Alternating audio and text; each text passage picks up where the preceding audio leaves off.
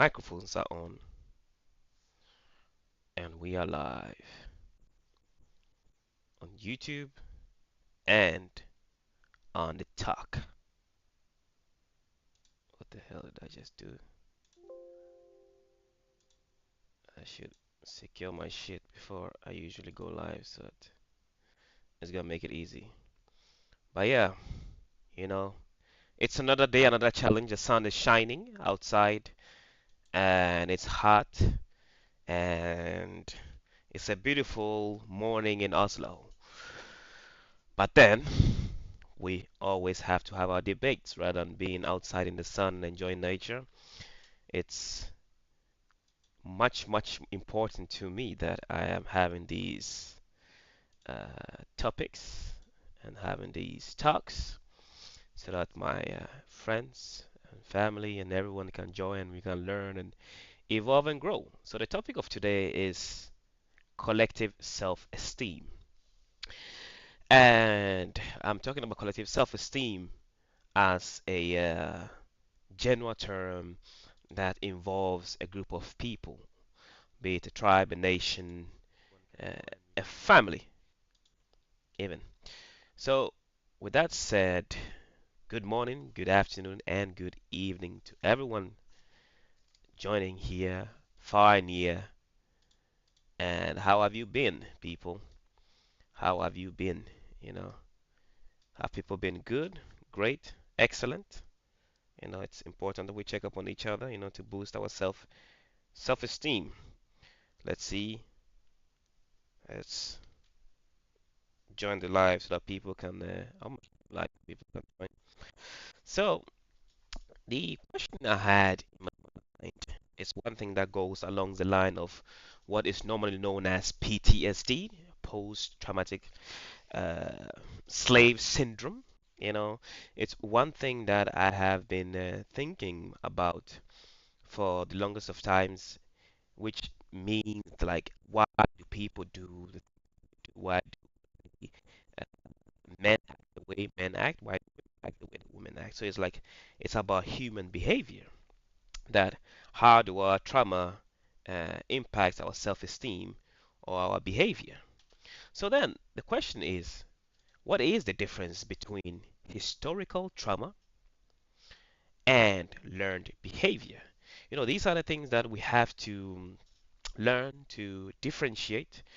We have to learn to acknowledge it. I mean, learn to spot rather than acknowledge. Of course, acknowledgement is also important, but we have to learn to spot these behaviors.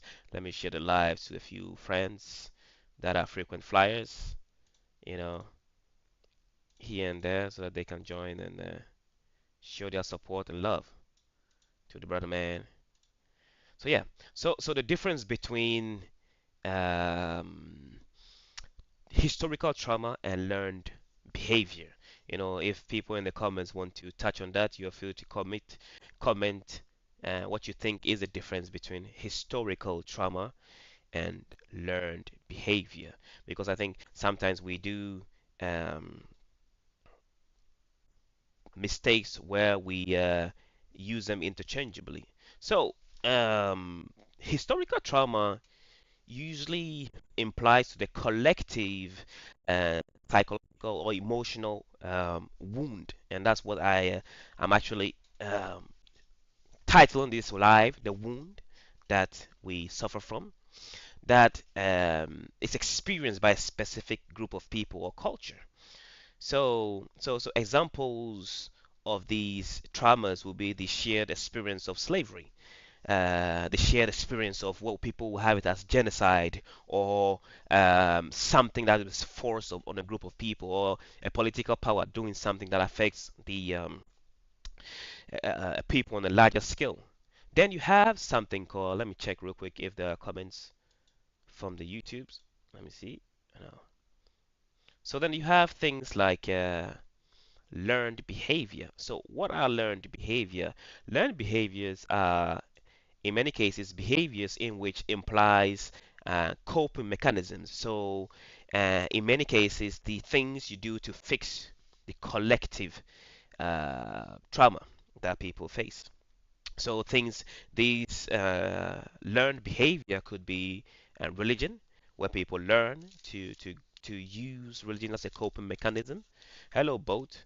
That is the difference. Learned behavior. What else do people use to, yeah, going to find social groups? Those are learned behavior. The way we raise our children, the way we teach them to do things. Those are learned behavior, and it affects us in many ways than we think. And that's one thing that we're gonna dive deeper into, the difference between historical trauma. So slavery was one of the historical trauma that many people faced, right? So the aftermath of slavery, we have something what people will call, Americans will say, black on black crime, or when people are negative towards their own kind. So, for example, if a black person is saying negative things about another black person, it begs the question: are they negative because they are negative, or is it deeper than what our ears can? Yeah, you've been away for the longest, and it's nice to see you back online and participating in the lives and so on. So then, let me see, is the microphone working? I hope the microphones are working on the YouTube. I mean, yeah, it's. So then, back to what I was saying.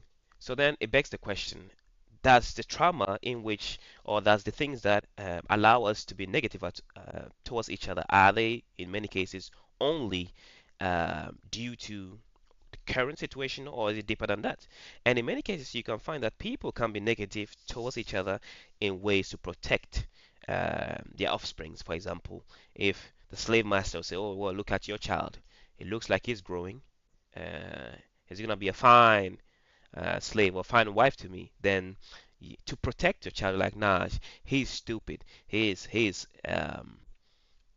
X, Y, and Z, to prevent that child from looking appealing to the slave owner or slave master. And those are the things. But then after a while, it becomes a norm where people are negative towards each other, and we see that thing in the black community, where people who are darker skinned are, for example, everyone's gonna say, "Well, wow, you dark. Why are you dark?" And it speaks volume on our collective self-esteem, that as a group of people, the dark people who are darker skinned are viewed as lesser than people who are lighter skinned. And it's one thing that we have to look into deeply, and find the root cause of our problems.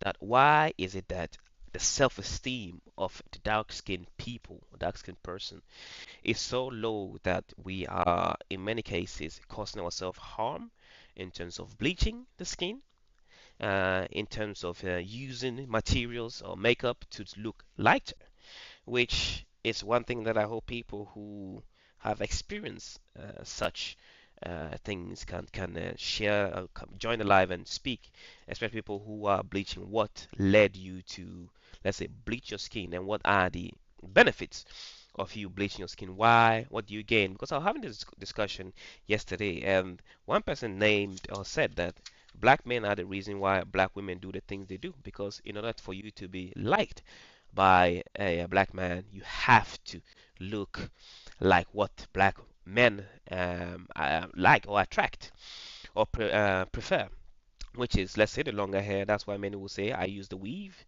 and lighter skin, so that's why people will bleach. And I think it is extremely sad that we are in a society where, as a group of people, this is what we have to do to be seen. Okay, not even appreciated, just to be seen or to be counted as equal. Okay, hello Stanley, thank you for your yeah. So those are the things that we need. So it's like, so how do we come to the point where dark skin is being looked as lesser than, especially amongst ourselves? Because now we are at a point where the Europeans are not doing the negative propaganda of self-esteem. We are doing it ourselves. So then, how did we come to the point where we are um, promoting these negative rhetorics against each other? And it's one thing that we have to um, look deeper into. Because I remember growing up, where if people were tall, all of a sudden, yeah, people commented, "Oh, you tall, you lanky, you skinny, you fat, you are your head is big," and all of these things. So I asked myself, why do we use these adjectives that are derogatory towards each other, but instead of you saying positive things, that we've come to a point where the way we complement each other is being negative. For example, you meet a woman where instead of saying, "Oh, you're a nice person," "Oh, come here and give me some love with your big head," with your skinny legs. Why do we do these things? That why can't we straight out compliment each other, which is full positive compliment? Why do we have to make a negative word sound positive? And it's one thing that I think is very unique to African people. That's only African people that uh, do these things. So then we have let's look into the core glands. We have origins of things, like where these negative rhetorics comes from. Transmissions, how do we transmit it to our younger ones? Then we have the scope, how it affects our identity, and finally the cure. And that's what we are gonna touch on. Um, the difference between historical trauma and learned behavior. So the origin of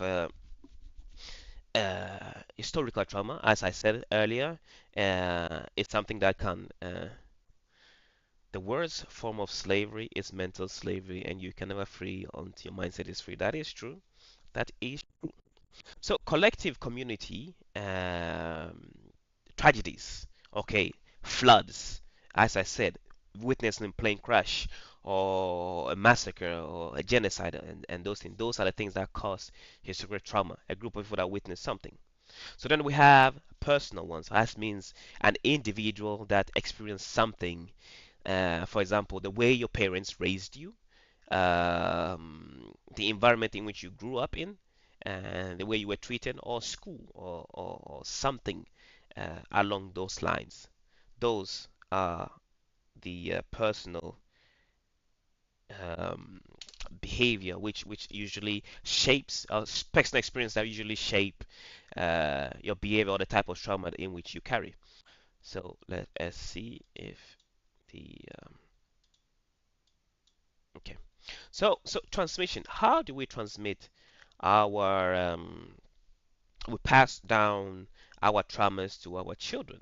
And it's one thing that we, as a group of people, have a lot of. We have passed down traumas in abundance. That means uh, it's like when you ask an African, can you call your parents and tell them I love you, or have a certain kind of topics with your parents, and it's unheard of because you were never taught to have these topics with your parents.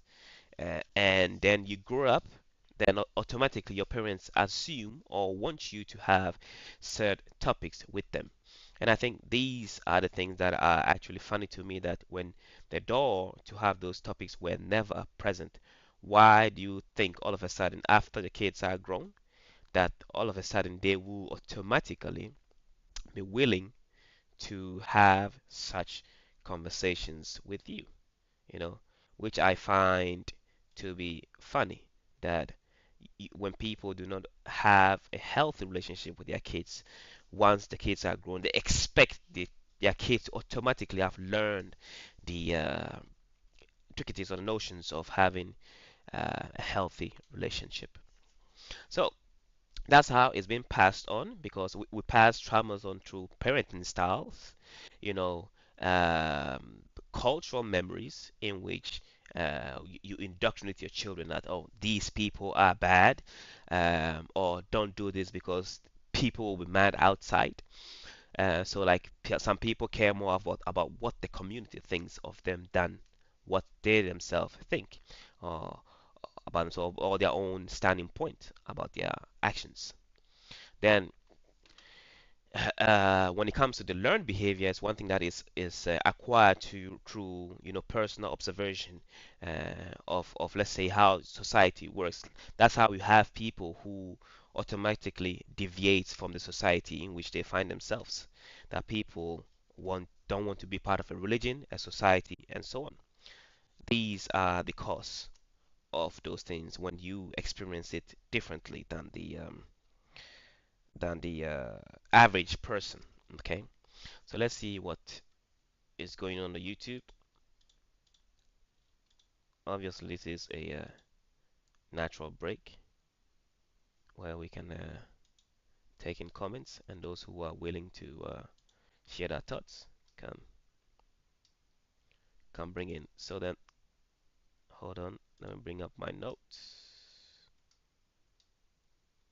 So, a man pays for nails, rent, bills, and etc. in exchange of nyash.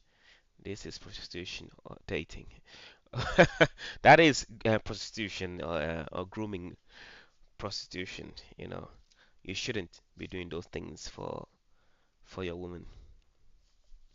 So far as the what you get in return is sex or nyash, as you say, then it is prostitution with a fancy title.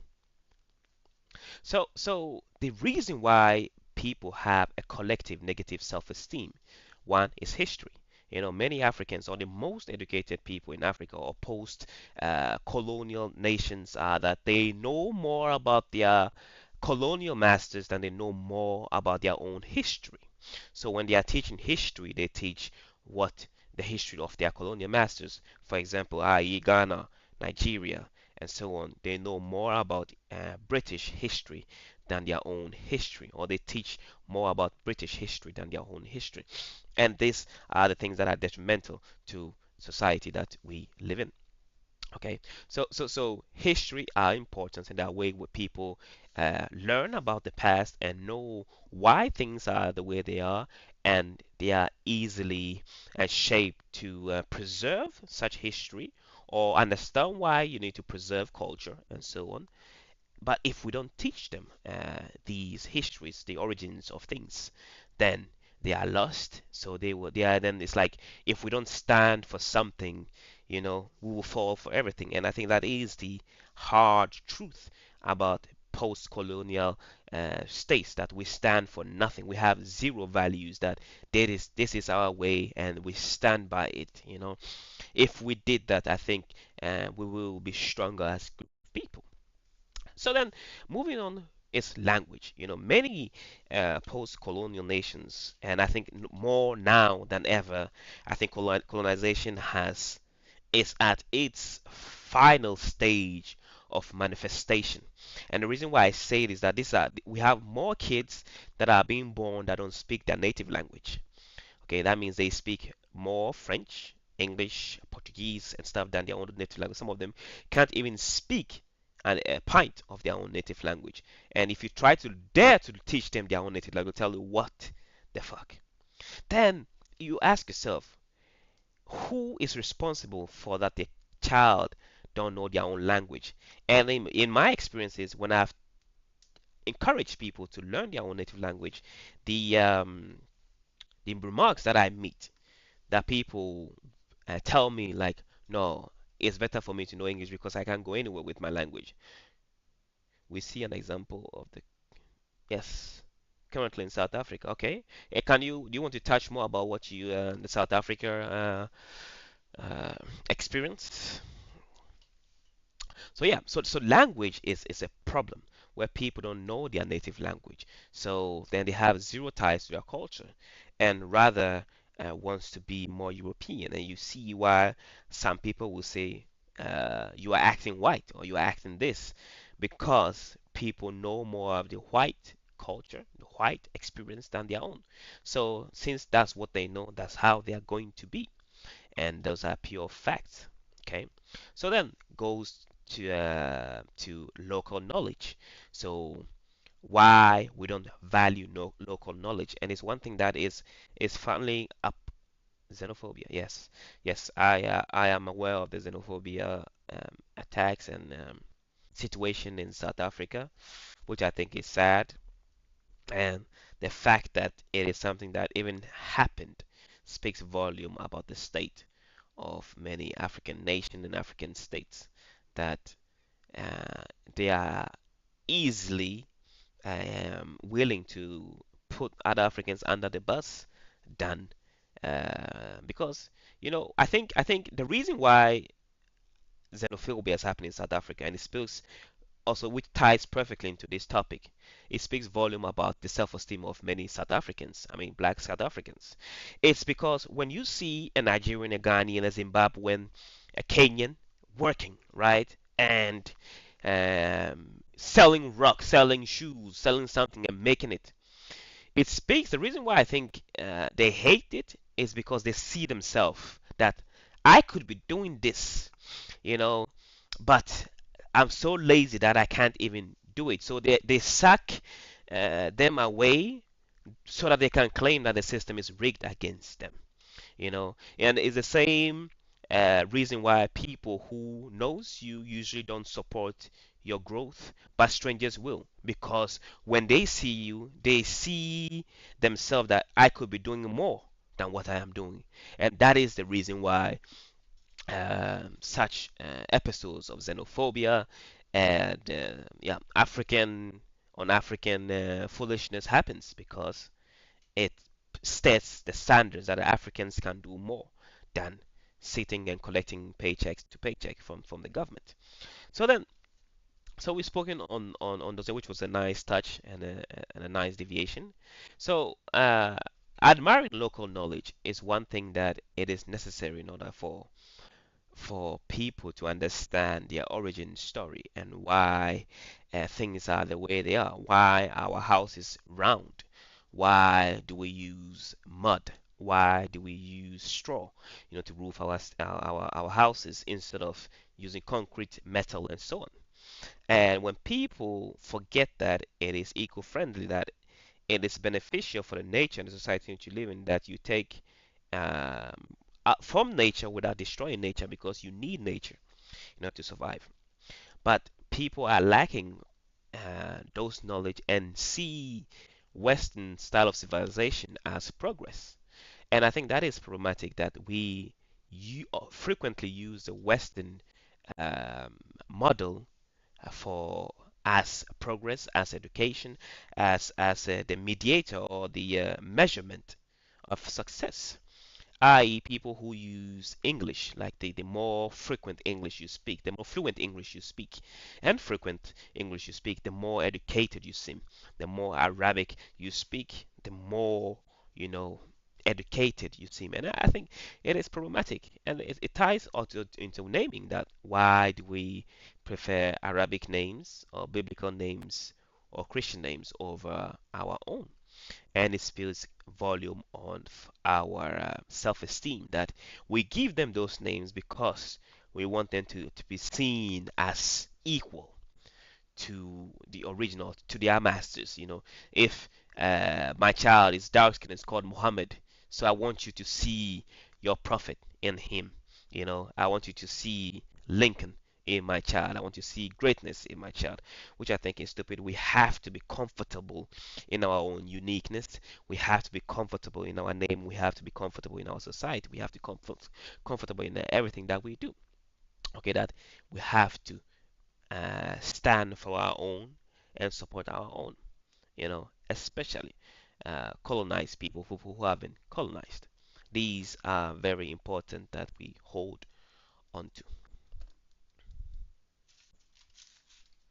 Let me fetch me some water and I'll be back. So let the questions flow, and I'll answer them as the live progresses and the I was gonna get me water, because my throat is dry and it is it is muy importante to stay hydrated while you monologue. It's people don't understand how dry my throat can be from time to time when I am monologuing, you know, for ages. So let me get me some water, and so should you. You know, get yourself some agua, sparkling water, straight from the source, and drink it, of course. Cheers. So yeah, So far, Van indeed, but Van, that means water. I see you learning, you know. I should talk to you off live, both. Maybe you should send me your number or I send you mine so that we can communicate on WhatsApp. Yeah, you should send me your number. I'll contact you on WhatsApp. So yeah, moving on from the first segment, we spoken about history, language, achievements, and we support our achievements. Um, and the belief, and I think one thing that is important that we have to know our capabilities. You know, the problem that many African nations face in Ghana is, especially Ghana, Nigeria, and so on, and all other nations too, is that we don't know our capabilities as a group of people, what we are capable of. And I think since we are not aware of our capabilities, there is, let's say, discrepancy of what we can achieve. That is a gap between our capability and our achievements. That if we see great things, all of a sudden, how will I say it? We discourage ourselves to believe that we can also do the same or something along those lines. But we have to be able to see understand our capability. That yes, we can build boats. And I tell people that this that Africans are capable of architecture.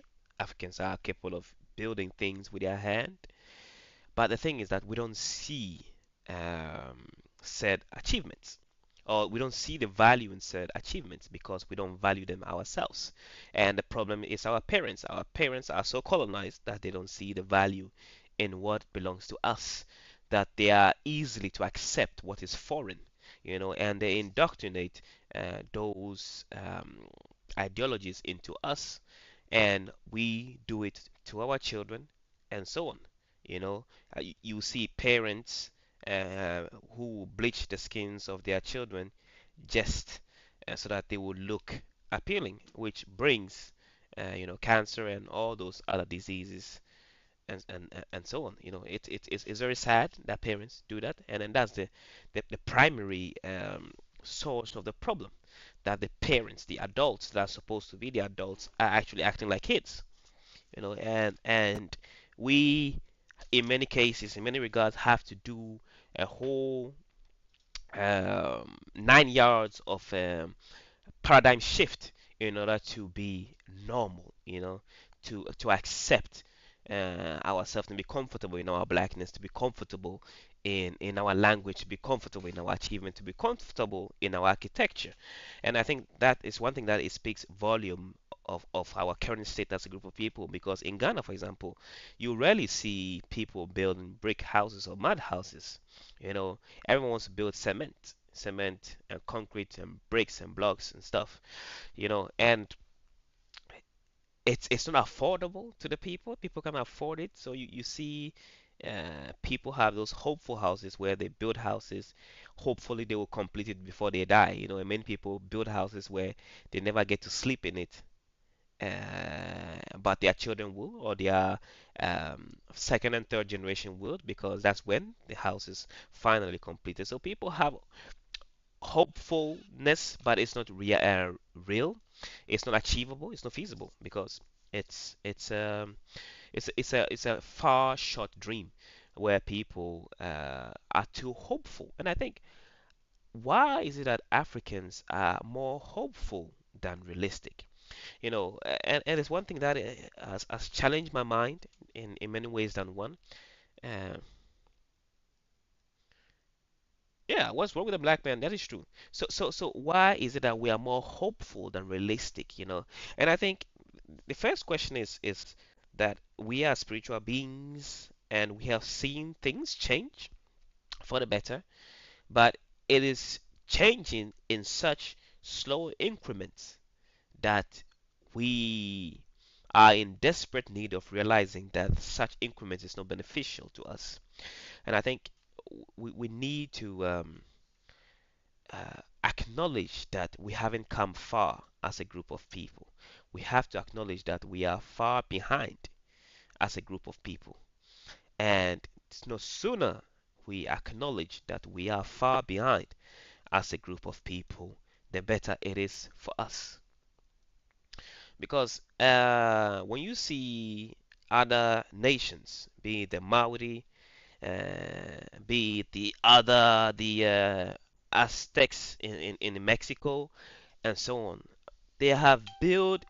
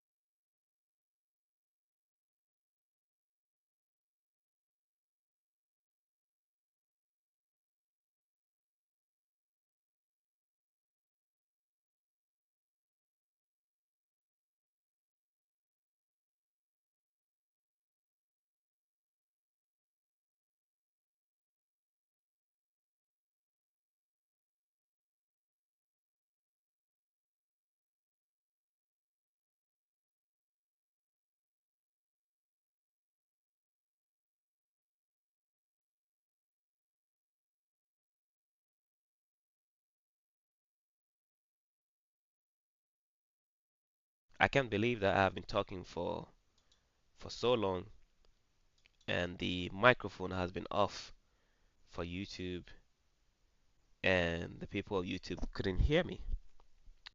That's so sad. Ugh. But I think it has been on for some time, but it hasn't been on for yeah all the the full length of the segment. Ugh, it's sad because then I can't use that recording on YouTube.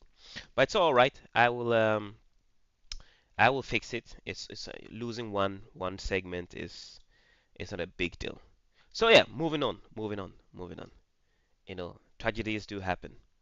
So returning to culture, um, and learning cultural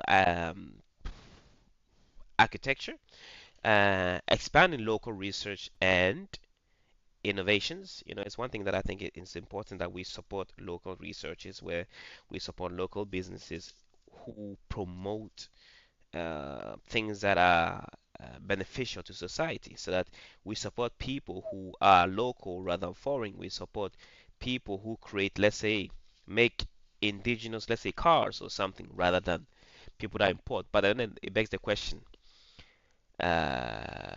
how do we price those things? Because some people will want to price their own as the luxury brand where you are not there. And sometimes we need to be realistic that yes, your cars are good, but they are not at the level and recognition.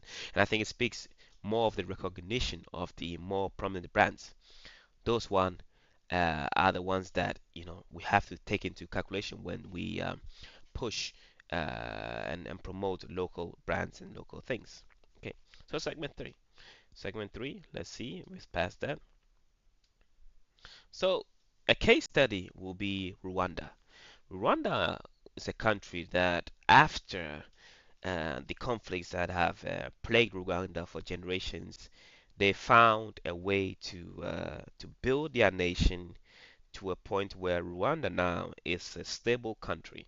It has a stable economy, stable military, and a lot of stability than many other nations that suffered, uh, if not lesser than Rwanda.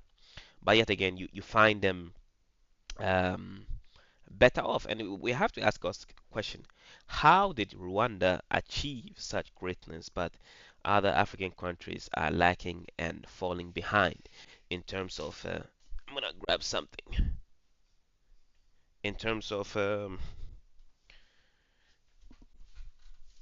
approach, in terms of growth, in terms of everything. And we should learn from each other as a group of people that when one African nation is achieving greatness, you should ask yourself why and how are they achieving those things? Are they using the westernizer, the colonizer to achieve those things, or are they stealing from somewhere, or they are doing something entirely different? So that we borrow ideas, and that we should be shy from borrowing from other Africans. And I think that it also speaks volume on our self-esteem that we are um, it is easier for us to borrow from the European than to borrow from our fellow Africans because what is tied to European or whiteness is always viewed as better and greater than what is tied to Africanness and so on. And I think we need to adjust our mentality where we can see greatness within our own, you know. And I think the problem and one of the problems to why our self-esteem is low it's because we don't have confidence within our people. We don't have confidence within our governments and so on. That is the reason why. Because when there is no consistency, and people don't understand the how damaging it is to have no consistency in governance. So, for example, in many African nations, we have democracy, right? The Western democracy, where we don't have or we do have democracy, Western democracy, but then there's no consistency. That means every 4 years there's a change, laws and still systems and so on. But the matter of the fact is, these change that happens in many cases affect the people more than it affects the elite. Okay, so here comes a government, right? that will start a project of let's say fixing a road, a stretch of road, right? Then they couldn't finish because some things do take time. But instead of the next government to continue and finish the project because it benefits the people, they will stop and start their own. And then we call it democracy, right? And I think we claim that democracy is an ideology for the people and by the people, but it doesn't back the will of the people or the need of the people. The only nation that their government acts 100% on the behalf is Israel. The Israeli government is the only government in the world where they act 100% um, as the people wish. You know, not America, not Britain, not any of those nations, only Israel. So I think it's about time African countries also learn from those things that we act 100% as the people wish. So when the people say we want less corruption, we want to see our police, our security forces going out and finding the people who are corrupt in the system and removing them. You know, that's acting 100% um, at the wish of the people. You know, and those things creates consistency, and in return we find confidence within our system of governance, and then later we find a more positive self-esteem as a group of people. And with those things in place, we will create a group of people who were more supportive of their local initiative because there's always consistencies in it. That, for example, the reason why, let's say, what people call as hustling is prominent in many African countries rather than people having a stable job is when you are too comfortable in your stable job. It's for jobs that are any job actually, and when you lose it, usually when you fall harder than someone who is hustling because hustling, you move at the pace of the market. So if this is new and this is hot, you move with it. So if fidget spinners, for example, is what that is selling, you start selling fidget spinners.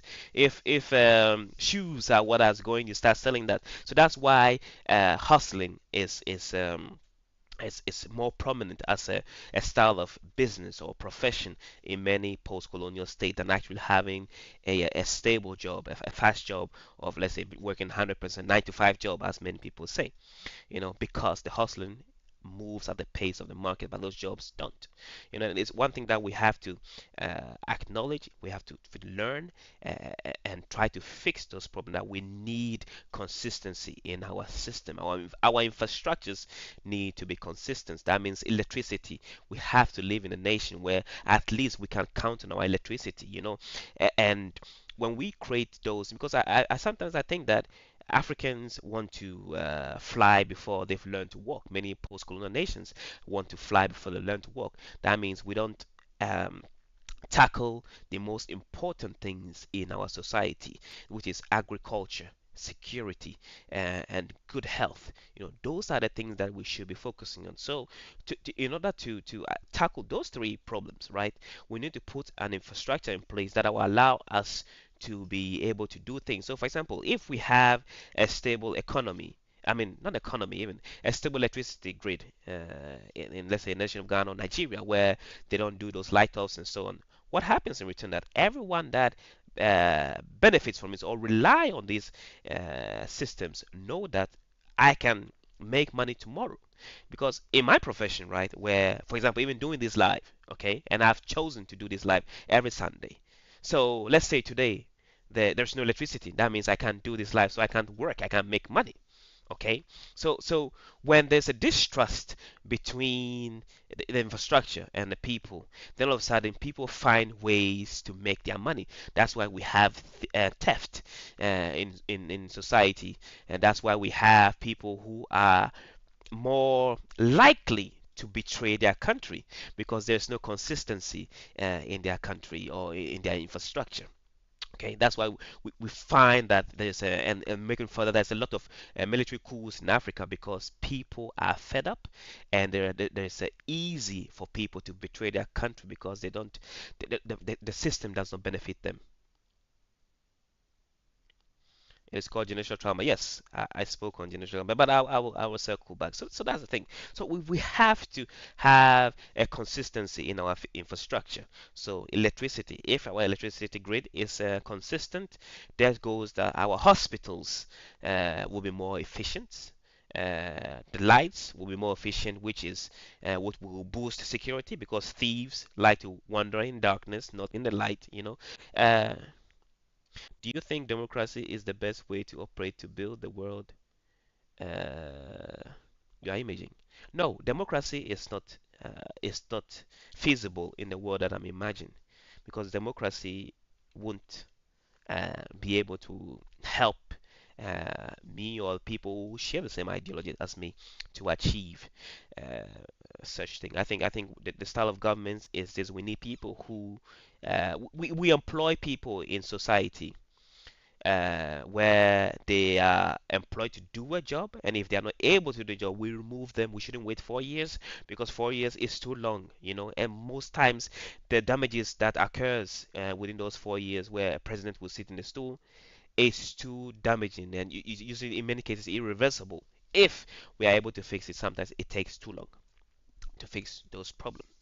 And people who are poor actually become even poorer because they lose the things that they rely on. For example, in Ghana, let's say someone sells something as water, or you sell entertainment, you sell TV. I mean, people can come and watch TV at your place, right? A cinema, but then there's a consistent switch off of light, so there's a surge of current, so all your equipment gets spoiled. So now you can't make money. So the system which is supposed to benefit you is actually damaging your things. So what do? You actually damage the systems in ways where you would rather take from it, and especially when people are building a road, you see in many cases that when they pave the road with tar and stones, you see people will go and dig it out and actually fetch some of the tar and the stones to actually patch up their sections of their road, because those road they can see like immediate gratification of progress. And I think those are the things that cause people to be how will I say it, to be corrupt because the systems is reliable. Yeah, do bring more questions, and if people feel like you want to join the live, feel free to join. But I'm gonna keep monologuing. So yeah, so those are the things that we need. I just skipped too far and I missed my So the second part, now we've spoken of reliability in our infrastructure and our government. The second one is reforming education. The education system in many post-colonial nations doesn't benefit the nation one bit. And I'll say for the past 50 years, our educational system is flawed. My thoughts on Pan-Africanism, I think Pan-Africanism is necessary in order us to achieve a collective goals as Africans, where at least we can trade within people that we find in our immediate surroundings. But and of course we need, because it is beneficial that Africans stand together, or we won't survive in this global jungle. So our education system is flawed, and it's flawed in many ways than one. Okay, first and foremost, our education systems educate us in a foreign language, in many cases English, French, and so on, where we don't promote our own native language. That means people learn at the early stage that your language is irrelevant. Okay, you learn history or about creations of people that don't look like you. So that means you learn at the early age that who you are or the people who look like you are incapable. They're inferior. Let me hold on. I had to verify the live. So you learn at the early stage that people who look like you are inferior. They are not smart enough to create things. So we don't learn about our own creation. We learn about other European creation. We learn about European literature. We don't learn our own literature, and so on. So we feel like we are irrelevant in the global on the global markets on a global scale. So at the early stage, when you learn that you are irrelevant, yes, they teach you the West. When you learn that you are irrelevant at the early stage, so then what happens? That you start indoctrinating yourself to look more Western. You want to look more appealing, to look more advanced.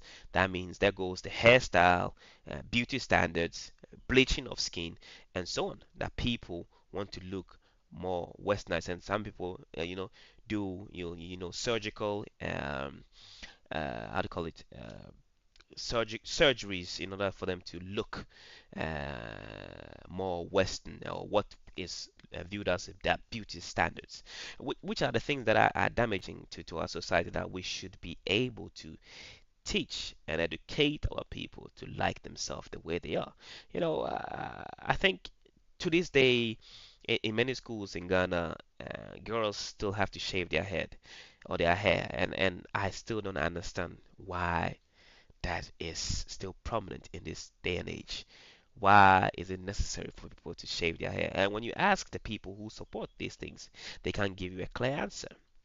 And I ask myself that in order for us to achieve a collective self-esteem, do we need to use arms in order to achieve that? Because it gets to a point where the situation is dire, it is desperate, and maybe we have to slap somebody in order for us to achieve the things that we want to achieve.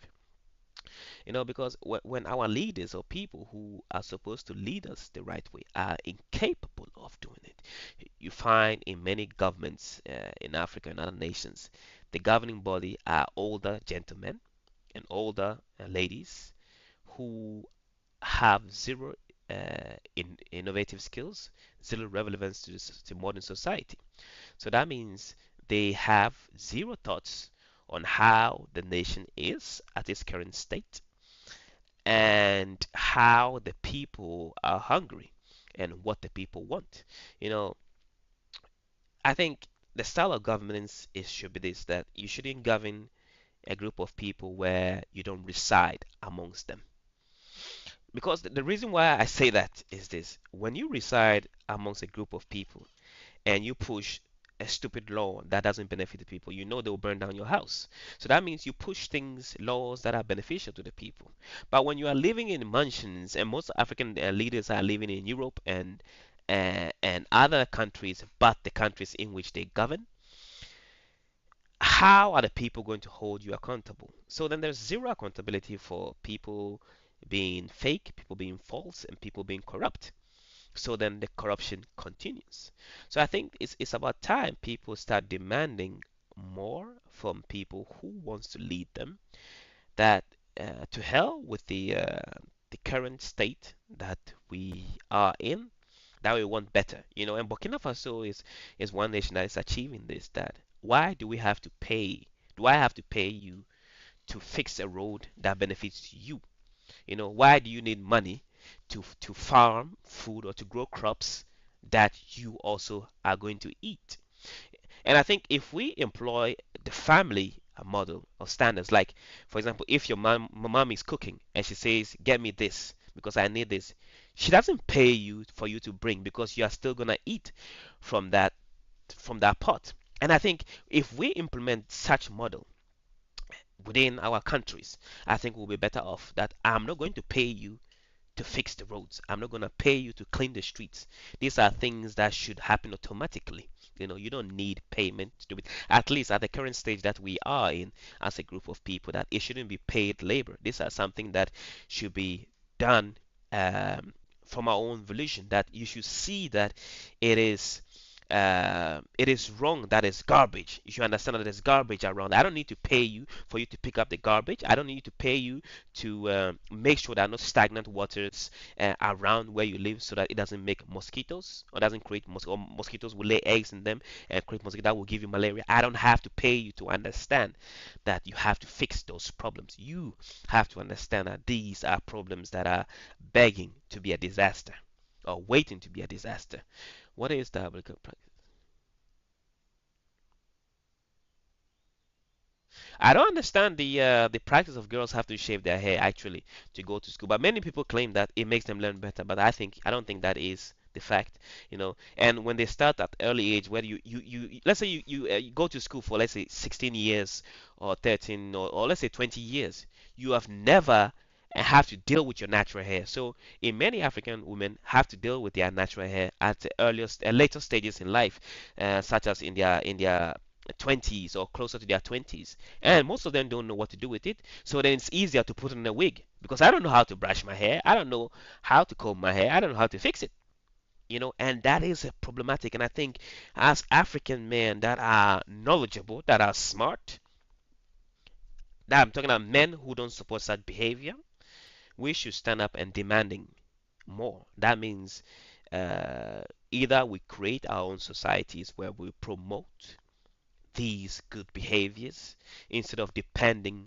on the normal. It says people need payment. No, no, I understand what you mean about people need payment, but the matter of the fact is, black people have been building the world for free. Why do we need payment when usually it comes to building it for ourselves? And I think that is one thing that people don't understand, that black people build Americas for free. They didn't receive payments for it. So why is it that when we have to build it for ourselves, for us to benefit, our children to benefit, all of a sudden we need payment for it? I don't need payment to clean the streets of garbage. These are the things that people have to realize, that why is it that you need payment to do it? You know, you don't need payment to grow food that you benefit from. And I think we have to indoctrinate ourselves that people need to, yeah, that it is a stupid notion to have, that you need payment to do things that benefit you, because no one pays you to cook for yourself, but you still do it, you know. And this is the problem that we fix. Of course, keep bringing questions, and I will do answer them, and I'll talk about them. Let me check the YouTube real quick if it's working as supposed to. Yes, YouTube is so yeah, the final segment to summarize what we've spoken of, and the first hour, we have to restore pride within ourselves. We have to strengthen our identity, in which we speak our language with our children.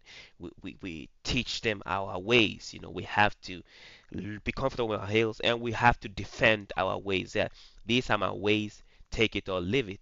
We are non-apologetic about the way we do things. Individualism is, yes, that's true. We don't have an individualistic idea of things. So I think the fact that we are implementing it in our society is actually creating problem, and it's degrading our societies more than that we need. So segment 5, it says, yes, we increase cultural confidence, and we encourage local innovation. And I think that's what we need. African nations are not in desperate need of modernization. We are in desperate need of mechanization. And I think people have to understand the difference, that we are in desperate need of mechanization. That means we need things to be done, in many cases, more efficiently, more effectively. Okay, that and mechanizations in ways like, surveillance system, that we can surveil our borders, even though I hate the fact that we have borders. But yes, we have to be able to monitor things that happen in our nation. We have to be able to count. And I think Africans don't have a culture of counting. And I'm not saying mathematics, I'm saying counting, that we don't label things, we don't categorize things in the same way as Europeans do. That we do categorize some things, but not everything. But Europeans will categorize everything, and make it common science or common knowledge, and in many cases, which are also colonial in the way that they are. So, moving forward,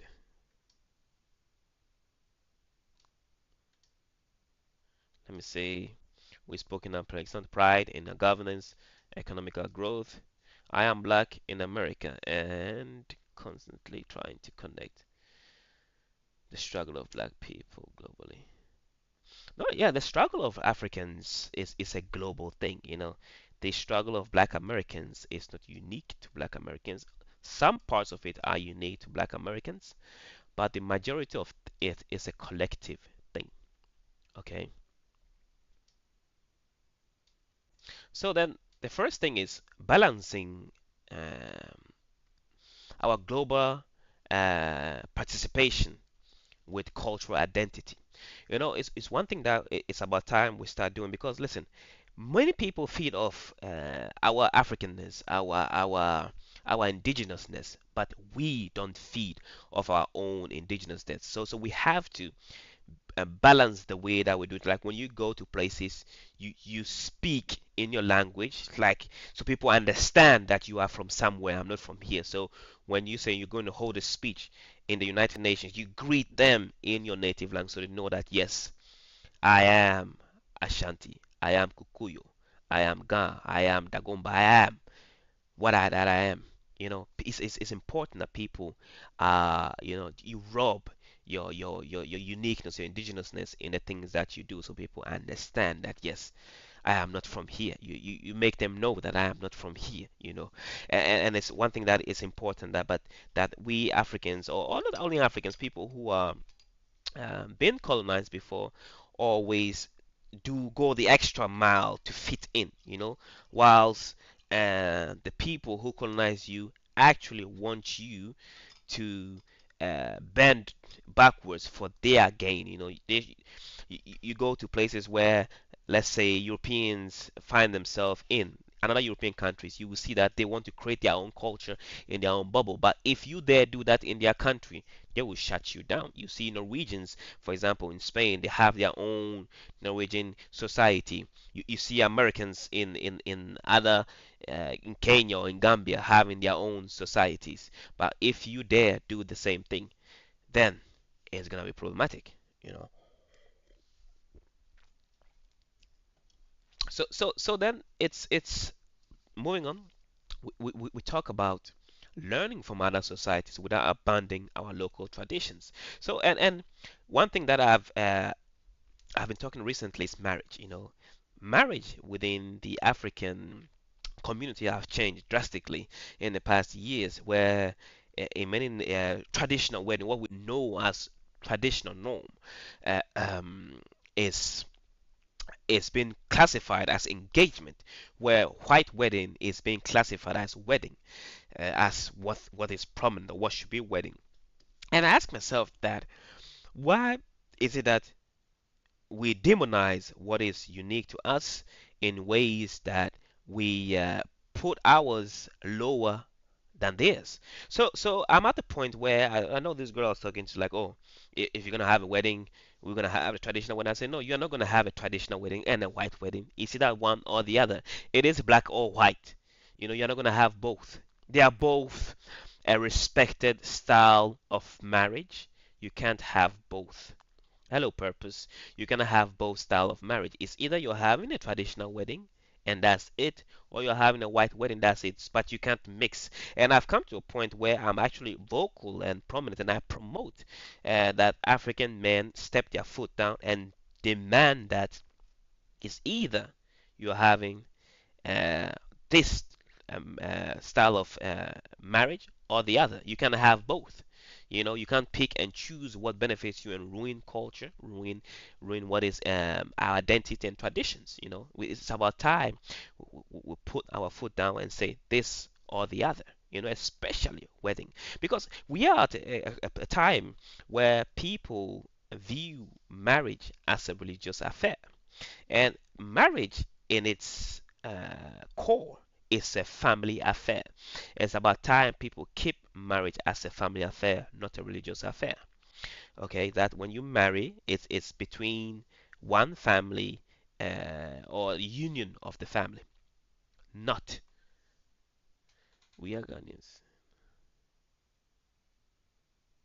Of course, we only survive in our collectiveness. Yes, that is true. But yes, we are Ghanaians first and foremost, but also we have to find beauty in our uniqueness. You know, the same way. And Ghana, I think Ghana is one of the few countries that have actually achieved that. That yes, I will eat the Gan Kenke, you know, and the Banku from the Eves, and the Fufu from the Ashanti, and so on. You know, those are the things that make us a nice collection of people. But it's important that we understand that we are different, but we are, how would I call it? We are determined, and we are oneness. We have oneness in certain, how would I say it? Certain aspects of our nation. That when it comes to our nation, yes, we are one in security, in so on. Because listen, one thing you have to understand: if there's a disease in the south of Ghana, it would automatically make its way to the north. So we have to work together, regardless of our uniqueness. Are there any more questions? I see the state. The state concept in yes, it is a problem, and it's the reason why many African nations um, how will I say it, don't survive well enough, because people don't understand how states work and how nations work. And I always say this, that a state, as we know it, is a business. It is a business that is usually run as a company. you know so if you don't run it as such, it won't survive. So then, for example, war or military is usually a business where people go to war because it brings in money. People steal from war and sell security and so on. It brings in money. So then, what Africans are doing wrong is this: that the way we govern our society, is the colonial way of governing our society, in which we are reluctant or reliable rely yes reliable rely on the colonial infrastructure, that we don't create new infrastructure, because the population have grown since 1900s, where we are still relying on the same infrastructure, on the same capital city, that we are not creating new or bolstering up new places in order for people to stay there. So, for example, the capital cities in many African countries have well or more prominent or proper infrastructure than other places. So then it is very important that we go to what we call as rural areas and bolster. No, marriage is not a religious affair. Marriage is a family affair, not a religious affair. So when we go back to the state. So that's that. We bolster the state in places where we keep people uh, in other places, so we don't overload, the infrastructure more than it needs to be overloaded, and that's why we have load shedding in many cases, light offs and so on, because these systems is overloaded. Okay, so then you have to be able to monitor people in ways where you can evolve as the people go. So, for example, if you pave a way for people to use, but then you find yourself people are not using the road, for example, you should ask yourself.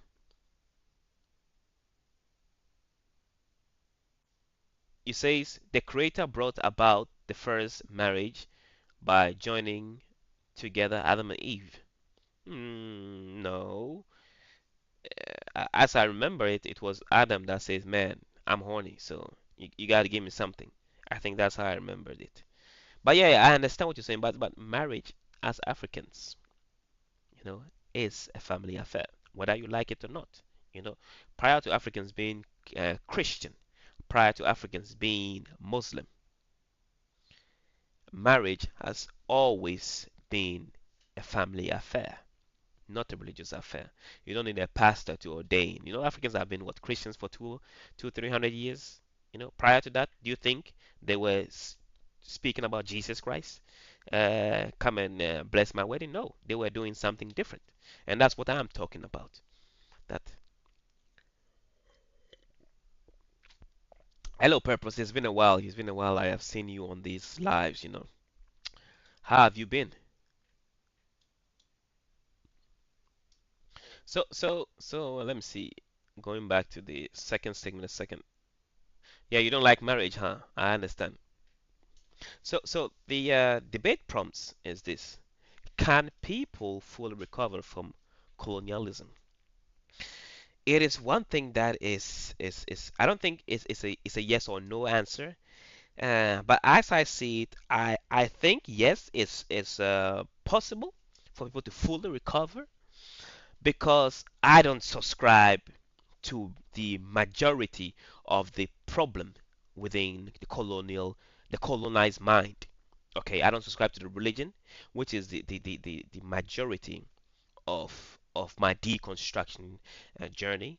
And people who subscribe to the religion and hold it dear to them alive, I think it's gonna be almost impossible to decolonize their mind because they find and hold this religion to be true and other aspects of the colonized mind to be true.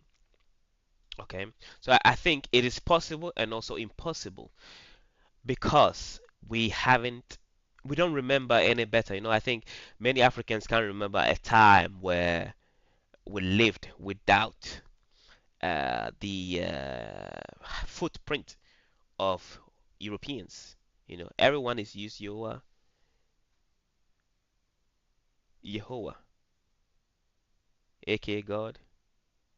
No, Yeshua.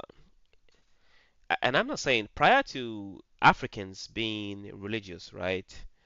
Uh, who ordained marriages then? Prior to them being colonized to be Christians, who ordained marriage? How was marriage then?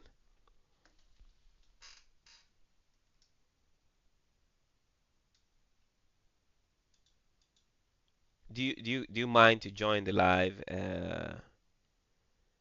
so we can talk about marriage, whether it's a family or religious affair?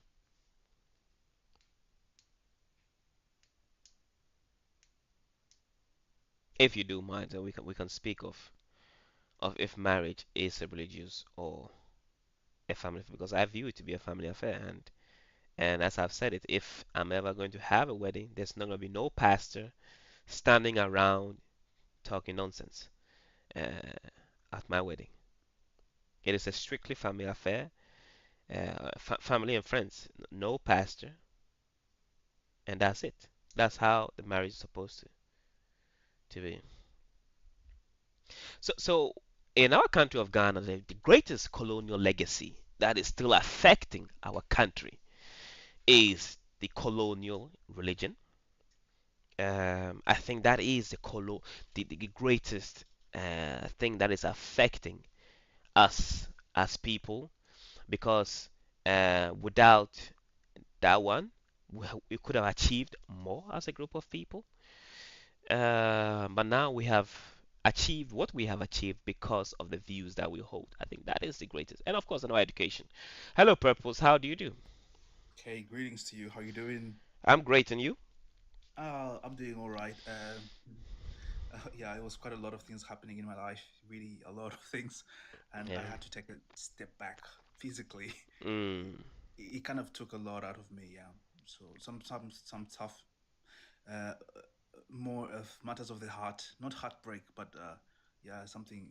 I lost a friend of mine in a car mm. crash, so it was a lot. Oh, So my mind was, I stopped thinking for a minute. I needed a break. yeah. I understand. I'm sorry for that. Yeah, it's all right, but I'm fine now. I'm okay. Life happens. Those are awful ways to go. Yeah, it's crazy. Yeah, Yeah. So but how I'm did good. how? I've been all right, and the heat is really taking a toll on me. It's Mhm. getting really, really hot. It's getting hot in here, so take off all your clothes. Oh my days. So yeah, I don't know. The people that are always screaming they love summer, I think it's a joke. I don't. I don't know why people would say they love summer. I don't like summer at all. I don't Mm. like heat at all. No, the European heat is a different kind of heat. That's true. That's definitely true. Yeah. So. But how have you been doing? How's Oh, been going on? just. So, how do you want to participate? In the live today? I don't know what caught what I was saying that caught your, let's say, made you come up. I found it bit of about the marriage bits. Hmm. Uh, you mentioned something that marriage is A family affair. a family affair. I like to say that I somewhat agree, but I think marriage is a financial affair. It's, it's a financial affair. It's an exchange of names, and of course, it's a family thing. I definitely agree. Yeah, but it's more of a financial business for both men and women, because sometimes it's always the other way around. One is marrying into a richer family. It could be man or woman, regardless. Yeah, and so we don't know who we have a social climbing between the two parties in marriage. So it's just about binding names together and trying to see if the wealth can grow from there. Mm, That's mm, what I think. Because looking at times now, it's now more financial than when you look back in our old cultures, where marriages also used to last longer. There were mm. much more. I don't know if there was much tolerance back then, but our fathers, our parents were able to keep out their marriages. But today, I have my friends that got married and they divorced. In the same year, Yeah, it's become a joke. the one thing that I think has spread is the European style of marriage, and as you say, the financial aspect of it. That it's more of a business that people think they can come into your life for a short period of time and then claim X, Y, and Z, then leave with half of your wealth. But we didn't have that, and I think it's since it's many relatives. Yeah, it's like if we remove that aspect of it, that financial gain from marrying. So people will actually marry for the sake of marriage rather than the sake of gaining money. Okay, and it's like now in Ghana, for example, where I see a lot of divorces because there's money to be gained. You see your husband will suffer and build a house, then the woman's like, yeah, I deserve half of that, you know and the house don't belong to the children anymore. It becomes a financial thing that we're gonna sell the house, and so the incentive around marriage is not there anymore. So then you ask yourself, why do people even want to marry? You know, because it doesn't grant the same benefits. In many cases, it's a liability to marry. Because Yeah, people. it should be. It definitely is a liability, and also you see so much. There's this bits, in the African culture where maybe if a woman gets married, then she's respected more, or maybe there's more value to her in a rural setup per se. But Mhm. sometimes also in modern Africa, it's a thing today. Unfortunately, like, or if you get married as a woman, then you're much worth something more. You're more respected or more of value. But that's nonsense. I think you can't tie value to an activity. Yeah, I understand that. But I'm in a situation now where people that I know that are dearest to me are who are women have reached the age where they feel like I should be married or should have something by now, you know, and they are not achieving such because of the mentality they had before. And now, when you are a woman at your 30s, and you want to date, now where do you start? Are you going to start with men in your age bracket? In many times they don't have their shit together. Or are you going to go older, older gentlemen to marry? So then, so then I ask myself that what prevented you from settling down at a younger age? Because I ask a lot of women, and some of will say, "Oh well, I was having my fun." Okay, so then I always say this: having fun at the expense of what? And it goes to men also, and there's a friend of mine who was having fun in air quotes, then they got an STD that is incurable, right? Ooh. So yeah, so then I say this, that if nothing happened, then it was fun. But now that you are having, let's say, a receipt or something negative happen, now it is a mistake. So I think that why, on the one hand, you normalize a behavior, but then on the other hand, you denormalize it on the behavior. And I always tell people this: the fact that uh, people claim that it is normal for human beings to go out sleeping all around and making connection with other people is damaging to the majority of human beings. Okay, people don't understand that. Let me tell you the damage aspect of it. Okay, let's say if I have never experienced any other person, right, and this person, that's all you know, that's all. So you want to stay with what you know. But when you have tried 20, 10, 20, 30, 40 before you marry, now you like a little bit of what this person did, what that person did, and you want all of those things you met in those 40 people in one person, right? So how are you is that feasible? How is that you're gonna have the traits of 40 men or 40 women in one woman? Are you mad? People stop being realistic and have an unrealistic um, perspective of what they should expect, and then time goes on and they find out, well, they've wasted their time expecting the what they shouldn't expect.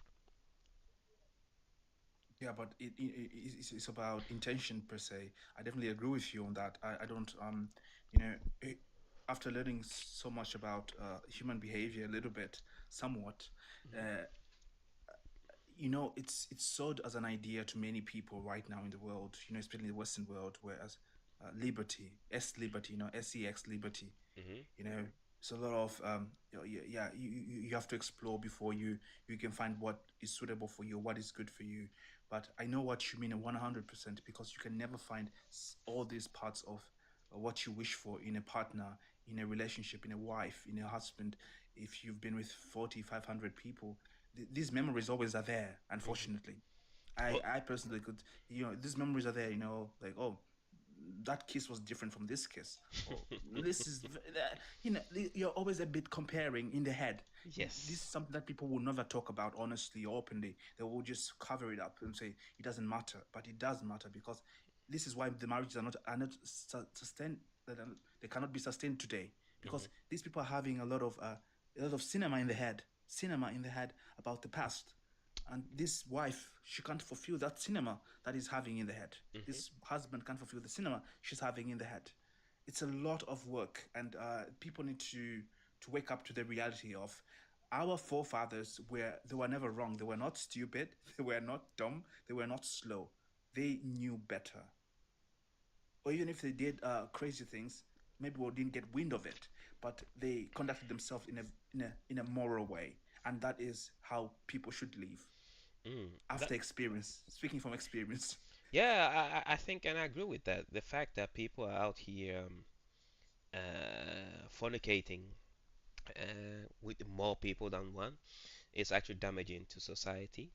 Where it's like in many cases, just because you are so damaged, if you meet something that you see something that's good, you can't fathom the fact that it's good, because and I was speaking about this yesterday. It's like people are fixated more about the things they can change rather than things that they can't change. So, i.e., they will rather, let's say, I'm talking about women. Some women would rather say no to a man that doesn't dress well, but rather want to fix a man's behavior because he dressed well. And I'm telling you that you can take a trip to the shop and fix that man's dress style, you know, in a heartbeat, in an instant. But that behavior you can't fix. But people would rather want to fix a behavior than to fix the things that are actually fixable. And I think it speaks volume about the self-esteem within oneself. And I have met people who would rather want to be in a chaotic relationship than to be in a healthy one, because chaotic relationships are one that they are used to, because that's what they are used to, their fathers and from their fathers and mothers and so on. So it speaks volume about their self-esteem. Okay, so with that said, when they are in relationships and in marriages, they want to create that and promote that self-esteem. So, for example, you see mothers who have negative self-esteem will want to promote either their negative self-esteem on their daughters, like, oh, you should do your nose, your nose needs to look a certain way because it will be more appealing. So you see them shaping the nose of their children in one way, or bleaching their skin and so on, so that they will look more appealing, because the mothers don't uh, have a good self-esteem. I don't know if you've experienced something like that, someone that have bleached their skin. Have you? I have definitely. There's a lot of girls are doing it all over Africa. Everywhere you go. The girlfriend of mine from uni, a good friend of mine. We still talk sometimes.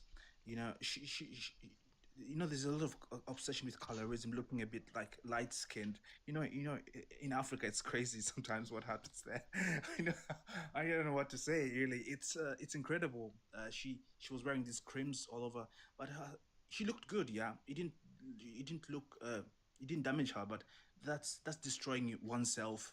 And of course, the kids that will come out of her will be dark-skinned children if she was with an African man or a dark man, and not thinking about all these things, and then she will continue to project this to her children that she will have in the future. This is destructive. It's self-destructive, but it's also adhering to self-hatred that was taught to, or they saw on social media. I don't know wherever they see these things. I don't want to blame women, but women are problematic. Will you say men are also part of the problem? Definitely. Um, there's these standards that men set. Unfortunately, even when women are not looking to listen to men's ideas or to what men are talking about, the men will project an image of what they like always. And women sometimes, unfortunately, or unintentionally, will consume this projection, which can be negative. Having BBLs, this is dangerous to health. People are going away on operation tables because of these things.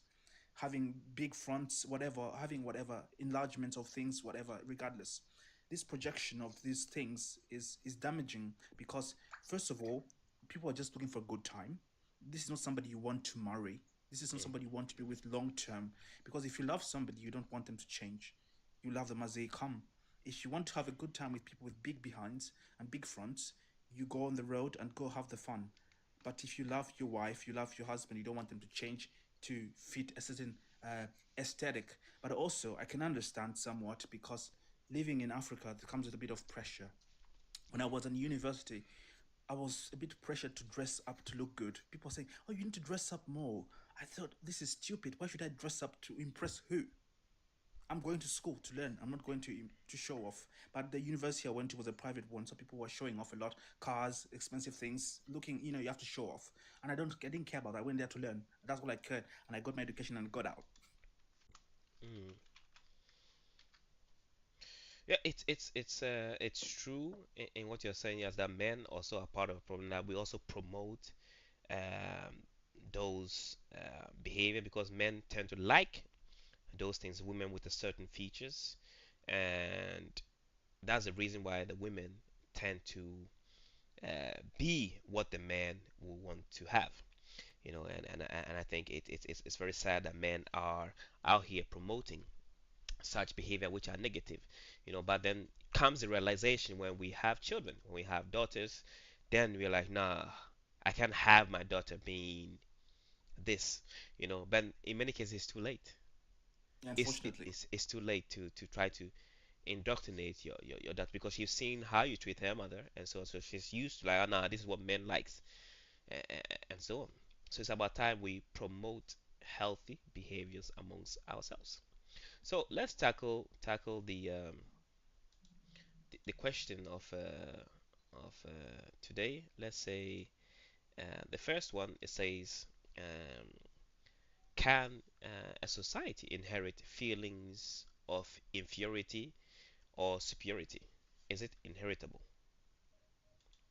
I think it definitely is. As it. Oh, sorry about the car going on off my street. It's going vroom vroom vroom. Mad. That engine sounded good. Oh, I almost said something really weird. Oh my god.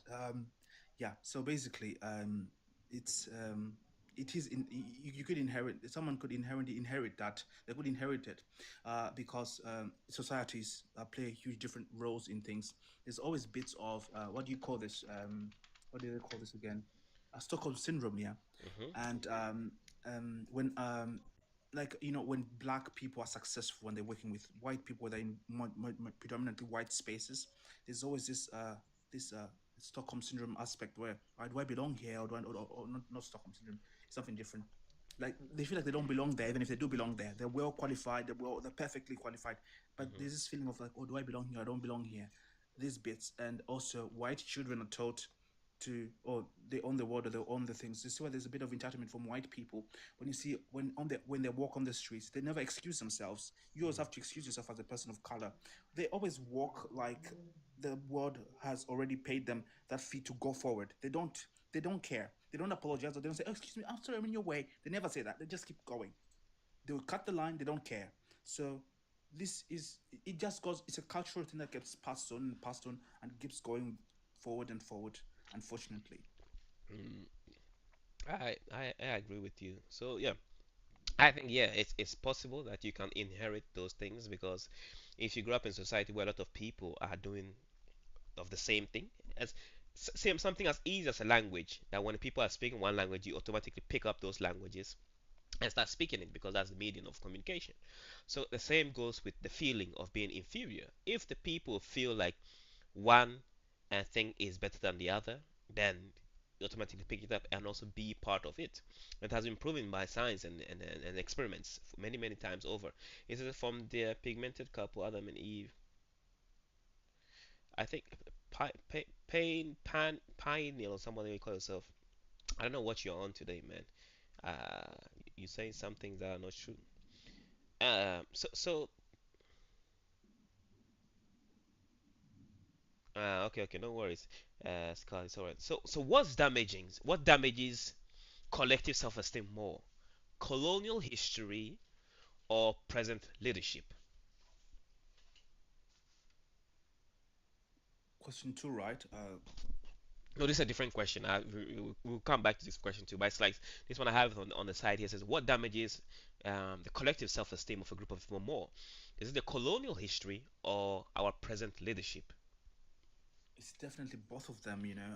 One can't exist without the other, because colonialism really was a terrible seed that was planted in the ground. Unfortunately, its seeds are still down there and they're growing.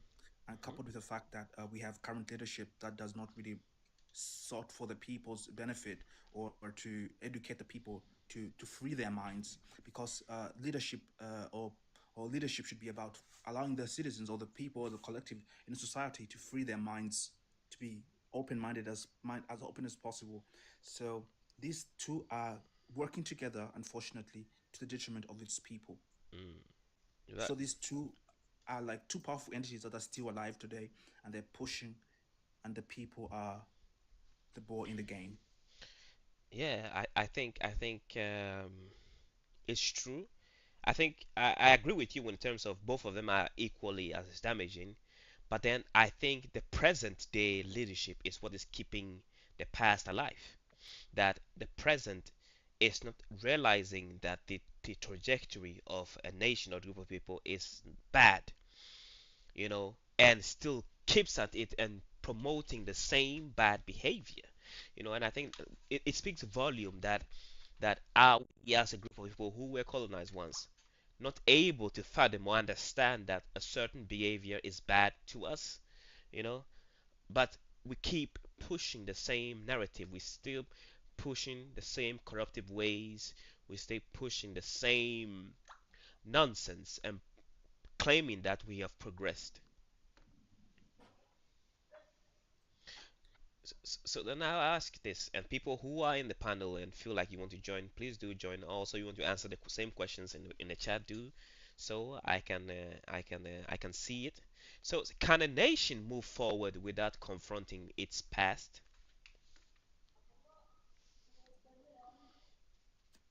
I think there was a study that was carried out about it's something about trauma. They say you don't have to sit through trauma and speak about it, but approach it from the other side. I don't know what, I've forgotten the complete study, but this approach has been used by many countries so far. Hmm.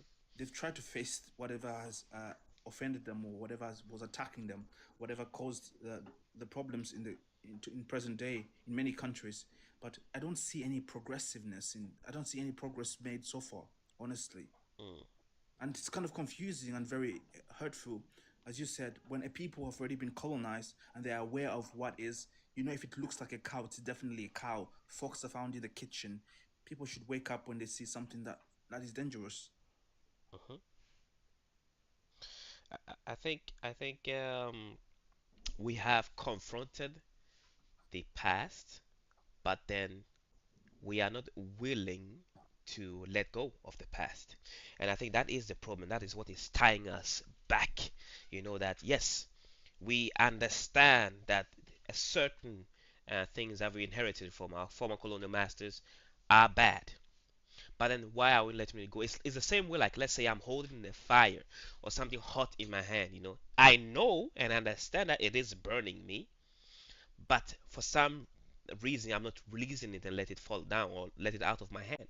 You know, I think that is the current state that many Africans are in, that we are not letting the past go or the things that tie us to the past go so that we can move forward. So even though we visit the past and understand the problems that are hurting us, we are not willing to live without this. So for example, and I say this, and I have asked this multiple questions on this live, multiple times on this live. If it should be determined that Africans are better off without religion, Africans or any other colonized people, but I use African as because it's easier to speak. But colonized people are better off without religion.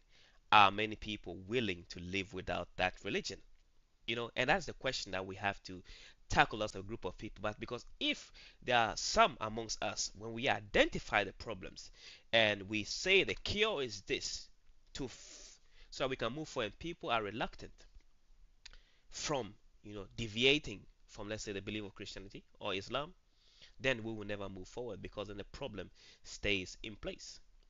So then I ask yourself this: if I'll ask you this purpose, and if, for example, it should be determined that the belief of Jesus Christ, right, is the cause of African struggle, will you be willing to let it go? First of all, this is a very interesting question. It's Hmm. very tightly packed. It It says a is. lot of It is. things. It It's is. tightly packed. It It's is. a mixed bag. Mhm. It's a spicy one. First of all, yeah, before I go further, Scott, get well soon. Scott wrote us a message there. He's not too well. Get well soon, and I wish you a Oh quick yeah, recovery.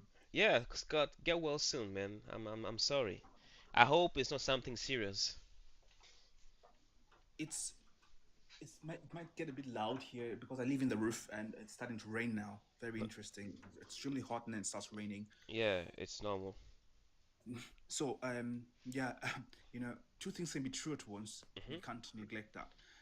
I don't believe Jesus Christ is the reason why Africa is struggling today Mhm. at all. At all. You could work extremely hard and try to amass enough wealth, or try to live the life that is free and joyful with Jesus Christ, without the bits and the limits that people have associated with Jesus Christ, without the negativity that's been associated with Jesus Christ. And you need to be logical. You can't not say, "Oh, Jesus Christ will do it." Ah, Jesus Christ will do it. Oh my God, Jesus Christ will do this. No, you can work extremely hard and amass enough wealth and do everything that you can live a joyful life. But unfortunately, if people make going to church or praying the whole day their life and not trying to work on getting around resources, unfortunately, things can't materialize. Uh, we can't play around this issue. Things don't fall from heaven. You know, I think the reason why you are able to say this is somewhat you are deconstructed in ways where you are a Christian without the church. You know, and I think that's the reason why you can say that, because you find what some will claim the perfect balance. This is the same way people will say, I am spiritual but I'm not religious. You know, if people say those things because they understand that being a full-blown Christian is detrimental, but I can, you know, have parts of it and be able to function as a person. I think that is what you have to understand. For me, when I speak of religion, I say of Christianity, for example, I see it as an ideology that promotes um, a state of mind that is detrimental to the African. Okay? And I say that to be in a way where the way that religion has been introduced to the African is detrimental to them. Okay, so here is whitewashing, right? The religion that was Christianity that was introduced to the African was whitewashed. That means it came from the European. So with that they are holding, and I spoke of the hot cup or a hot object in your hand, that is destroying what you have around you. That means your language, your belief systems, the way your self-esteem, right? These are the, how do I say, that's the cost of being Christian. And then I ask myself this: are Africans able to afford to pay the price of being Christian? Okay, so the price of being Christian is Africa as it is. Okay, where you have churches in every corner, you have churches that suck money out of the system.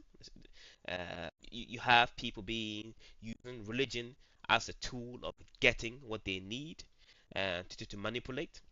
You have systems where people claim to be religious but they lie and claim that we don't lie. So it creates a behavior that is not how will I say it, African. Okay, so for example, many Africans claim they are religious, but they don't believe that the religion is working because when we go to parliament, in many cases, right, or in court, you have to swear on the Bible. Then it begs the question. In Ghana, for example, we have what we call shrine or the voodoo or whatever you call it. Ask someone, are you willing to swear on the shrine, on your life in the same way? Most people will run away because they know they can swear on the Bible and lie, but they can't swear on the shrine, for example, because there are consequences, immediate consequences to happen. So Africans understand that with having Christianity, yes, they can get away with things. The accountability is gone, and I think that is the reason why many people hold on to it. That it takes away your accountability. You see pastors essaying children, and then when asked why, they tell me the devil got into me, or other people, boys and stuff, girls and so on. They say the devil, they blame it on the devil.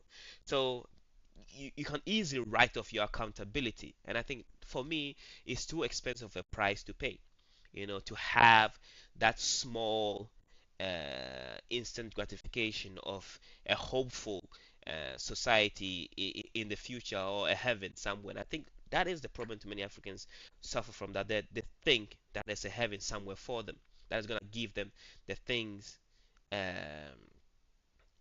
they need. The things that they need. Oh, why will I care about the earth that I am in now, where I can have mine in heaven? So people don't have an incentive to work because mine is in heaven. And I always say this: if you believe this, you can make it easy. You can meet your creator right now, off yourself and go. So then you can have it. So leave the world for us who wants to be in it. Swearing on the shrine is adultery. Idolatry. Who said it? According to who? You know. And I think the problem is this. One of the my major problem is this, that you know when Christianity became the median of practice, or the normal standard of practice, those who practice, let's say, ancestral belief or African spirituality, as some people say it, or any other ancestral worship, be it the Red Indians and so on, what happened is that their voices got squashed because they were viewed as lesser than, that your gods are lesser than mine, because mine is the Almighty, above, the one above everyone. And I think it speaks volume to the ideology behind Christianity and so on. Mind you, you find across history that the people who have dealt in pillaging slavery are people who are Christians, who are Muslims, who are Jewish. Those are the people who have gone to other nations and destroyed uh, those places. So then I ask myself, what benefit does religion bring to a group of people who are colonized? Are we? Do you think that we can afford to pay the price of being Christian? Because I think we are bankrupt. you can't say that without the emotions that come with it. Definitely, um, we can't afford it because it's extremely expensive. It's proven to be expensive now, and it will continue to be expensive going forward. I think there's a lot, people already in Africa. We need to understand that they've not deconstructed from they've not deconstructed from things of colonialism. They can't deconstruct from perspectives on things. I, like my mother, for example, we don't agree on a lot of things. Her views on life are very, very skewed. They're all over the place, and she can't think in a different way, or can't have a different opinion, or can't listen to a different opinion and take it. This is the problem we have in Africa. We cannot say, "Oh, my brother, my sister is different. Their difference is okay for me. I don't like it, but it's okay with me. I just don't like it, but don't hate. So I think that's a problem we have in Africa. People don't like to think beyond uh, beyond what they can see. They just like to think about what they can see, or what they think, what they've been told is the truth, and they take that as the truth, and they take it as solid truth, and just move with it and roll with it. That's why you see there's a lot of imposition of beliefs. Oh, this is the right thing. I am correct. It's like a far right idiot in Europe speaking when they speak in Africa. But yet again, do you think we can afford to pay the price of being Christian? We can afford it. Yeah, the thing is, we need to teach our people to think. Hmm. They've been told to think in a certain way, and of course the person that really laid the ground really did a good job. Unfortunately, I'm being sarcastic. They did a good job, because look at the mess it's created. Hmm. It's spread like wildfire. Mm. People can't even examine Christianity itself, or the book itself, the Bible, when they read it. You're allowed to read the Bible, and you're allowed to go to God and pray and say, God, this for me personally, this is why I say I have a personal relationship with God. I don't agree with a lot of things that are in the Bible. So I say, God, really, I don't agree with this. I don't know what you think about this. Just having this conversation with him, it's a personal thing, one on one, doesn't do nothing with the world, just me and him. So that's a perspective. But people don't even have this ability to think, to be free, to. What happened? I think your line got cut. Maybe someone called him. No, yeah, yeah. I understand this, but yet again, by you saying, your voice cut. Yeah, your microphone got. Probably someone's calling him. Not a call. My phone was on not do not disturb, so there's Yeah, a call coming in. yeah. Where did I end off? Sorry about that. We're talking about if they could afford to be Christian, and we're talking about yes, they can if they are taught how to think differently. Definitely, yeah, they could actually learn to. We can afford Christianity, really, because I think it's something that it's optional, really, and it's optional. It's really good that it's optional, but I don't like how it's been really placed onto people and say, this is it. Let people come to it, really. This is my opinion about Christianity and about God. Let people come to it. I had to come to it myself. I had to come to God myself. I had to find him personally. So yeah, it's a give or take. It's really a hard pill to swallow.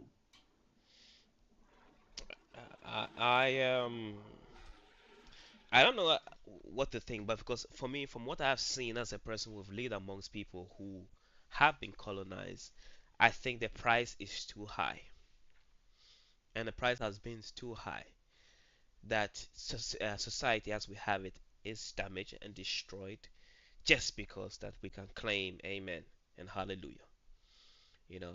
And I think that the price is too high to just have that, you know. Uh, so for me, I'd rather have without it or be without it than be with it and pay the price, you know. But let's move on. Um, let's tackle the second one.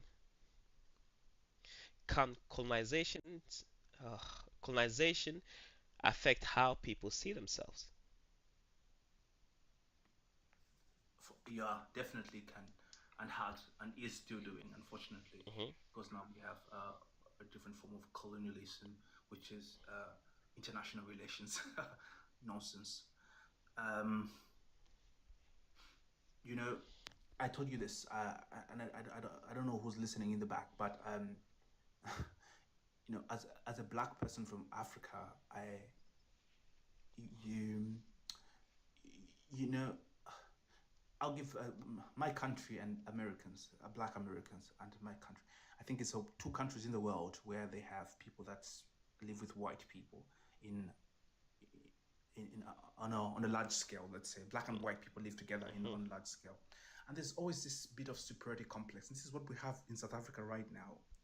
The black people in South Africa, because they would rather be closer to white people in South Africa than be closer with their black brothers from Malawi, Zimbabwe, Ghana, whatever. They don't want that. It's the same thing with the black Americans in America. They'd rather be closer to the American white man, white woman, than be with an African person or any other black people from the Caribbean, name it, whatever. So it's been tended how people see themselves. Their minds have been put in a box, and unfortunately it's like an escape room which people can escape from, because how they view themselves is like, oh, I'm better off being associated with white people or with whiteness, you know. Yeah, it's true, and that people claim to be better off with whiteness than to be black, and I think oof, it has affected the self-esteem of people in ways where it's almost irreversible. You Mm-hmm. can't. It's irreversible at the state that we are in. That when one aspect of the affected self-esteem uh, is affecting yours, is as is the disease that you're suffering from, then as is the current wound, you lean to the next one as coping mechanism. Okay, so for example, if many people are suffering from, say, let's say, a disease, for example, they fall back to religion. Okay, which again promotes stupidity. Like in Ghana, when they say was a house is on fire, people who instead of doing something they pray. You know, which is to me is so stupid that you can see the house burning, quench the fire. No, they'll rather pray for God to come and do it. And for me, I classify those people as to be mentally ill. That they need a dire need to be in a mental institution because that's what they are. Mentally ill to be uh, praying instead of taking action. Okay, so colonization have affected the self-esteem of Africans that they view the white man to be more because when they see a white man, they automatically see Jesus. You know, when they see the white men, they automatically see great men and things that white men have achieved. But then you ask them what have the black person achieved, and you can see there's nothing they have to say because they haven't experienced what the black man have achieved. It says on a comment, it says it's only the law of God that pertains to an unchanging yeah, affection. No, I don't share the same value with you, panin, what do they call yourself as you. I don't share the same because the law of the God is one that I don't know. What is the law of the God then?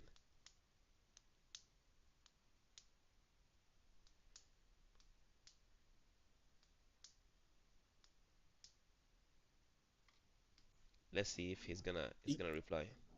I saw something about Ghana, about the unemployment rate, about it being about 13% and all these bits and things like this. And then I also saw that they were discussing some LGBTQ rights thing. I think Yeah. they should focus more on working, finding, giving people jobs. And like, I'm an African, I'm gonna speak on this. I'm coming to Ghana to pick up my passport. I can speak about every African country. Nobody's gonna come for me. By the way, if anybody's listening, I go everywhere I want, anywhere I want in Africa. So this really caught my eye. I thought it was very interesting because I think this is not what it needs right now. Ghana's got a lot of work to do and things to focus on, and to focus on something like this is, if people, it's a very interesting thing because of course it's allowed where I'm from, but it's so. I think people should be left alone. They can figure it out. Mm. That's what I think, and yeah, this really caused a bit of uproar in on the talks, on some chats, on some meetings. We, Crazy, but we had that talk last week actually about the LGBTQ and so on in Ghana, and as I concluded then that the law that prohibits being gay in Ghana is created by the colonizers themselves. So I don't understand why they are bitching and moaning about things their forefathers did, you know. But I understand why Ghanaians are. I support the act, okay, that mhm. LGBTQ ness in Ghana is being banned. And the reason why I support it is not because of the fact that it's about homosexuality, but rather it's the agenda behind it. That is why I promote to ban it. Mind you, Europeans have been on the notion of population suppression for the longest of time, where they are is within their how do you call it, their profit gain to suppress the growth of many African nations, that they need a nation to be stagnant, like Europeans, because they need to level the plane, because in European has a more aging population than Africa. Africa has a young population, so you have to fix it. So if someone is gay for 40 years, then they realize, oh, now I should be straight again, then all of a sudden they've lost their right to, or their capability of having children, especially the women, you know. And oh, they're right, but they can, but then it's almost too late. You understand what I mean? Take it with a grain of Mhm. salt.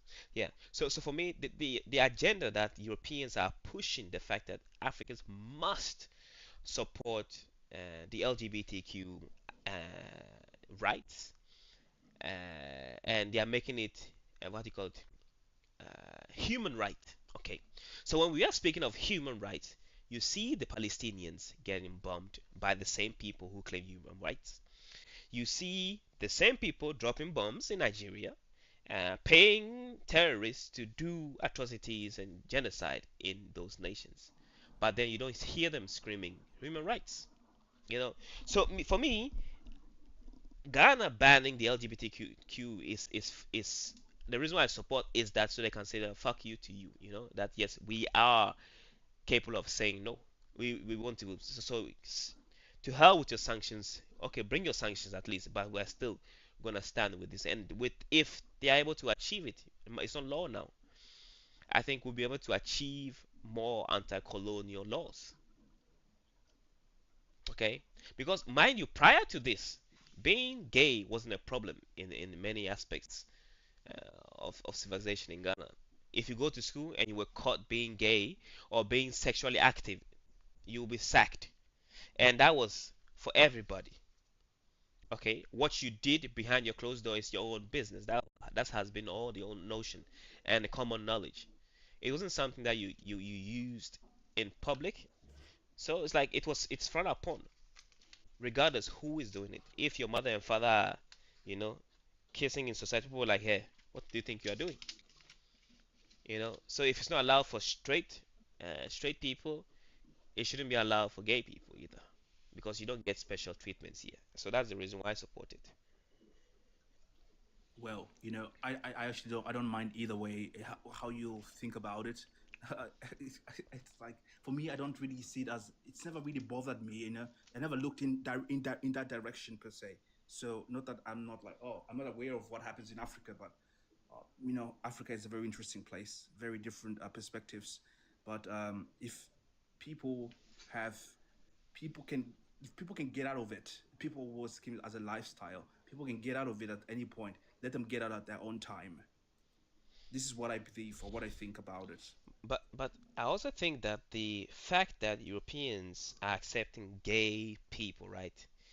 I think being pro LGBT is a luxury thing.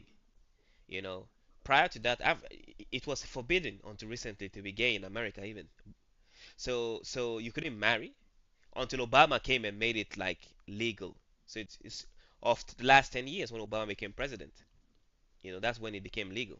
When he wore the Ellen or so. So it's like it's a luxury problem. And I think Africans are not even there to accepting things that are tied to luxury. I think if people were well off in Ghana, for example, or any African nation, I think it's more likely that they will accept stupidity because they are good. within themselves, but people are suffering, and they see LGBTQ as problems. I mean, if you bring homosexuality, I mean, not homosexuality, but if you bring disease to me, HIV and stuff, now that's affecting my life, and I think that is the at least as the old people remember it, that's why they are against.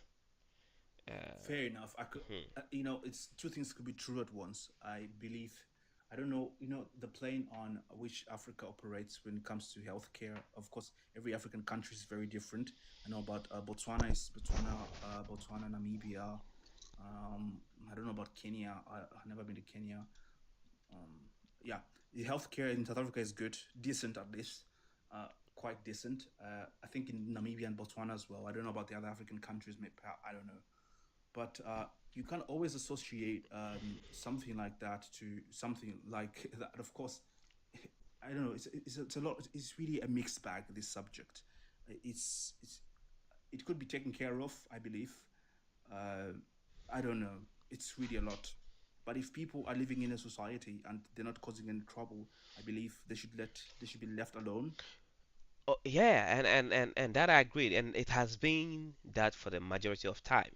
But you see, with the LGBTQ that people see in European country, they see the openness of public affection, and people don't like it's not allowed here. That's why people move to ban it because public affection is not allowed. But if the LGBTQ was without that, then I think people will be more accepting because they don't want you to be walking in the street being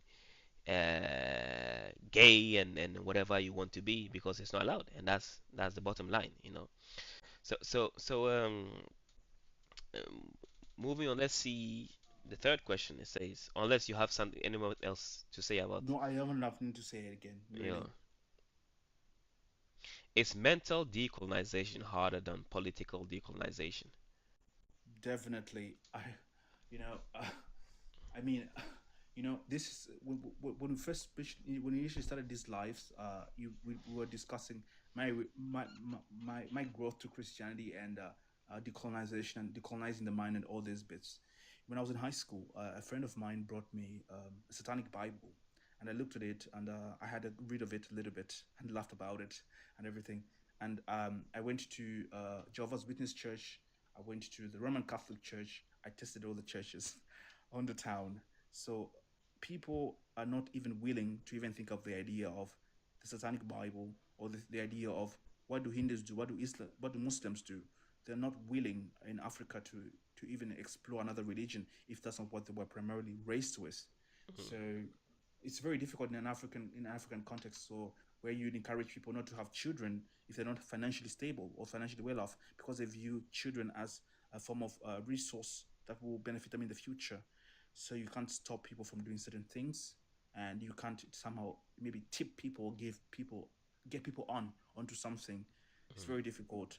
So in Africa, people's people's minds in Africa are like hard stones, and this is why leaders have to fight maybe 100 times harder. Look at Ibrahim Traore, what is mhm. happening in Burkina Faso. So it's a lot of work.